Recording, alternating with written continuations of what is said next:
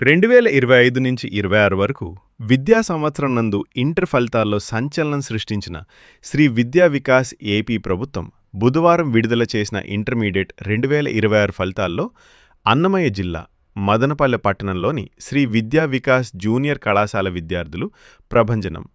ఈ సందర్భంగా వెలుగు సెక్రటరీ ఎమ్ము ఉదయ్ మోహన్ రెడ్డి మాట్లాడుతూ, విద్యకు పేదరికం అడ్డు కాదని, కృషి సంకల్పం ఉంటే ఏదైనా సాధించవచ్చని చాటి చెప్పిన మదనపల్లె శ్రీ విద్య వికాస్ జూనియర్ కళాశాలలోని విద్యార్థులను వెలుగు సెక్రటరీ ఎం ఉదయ్ మోహన్ రెడ్డి కొనియాడారు. అనంతరం పోస్టర్ ఆవిష్కరించి, కేక్ కట్ చేసి శుభాకాంక్షలు, శాలువాతో సత్కరించి మొమెంటోను అందజేశారు.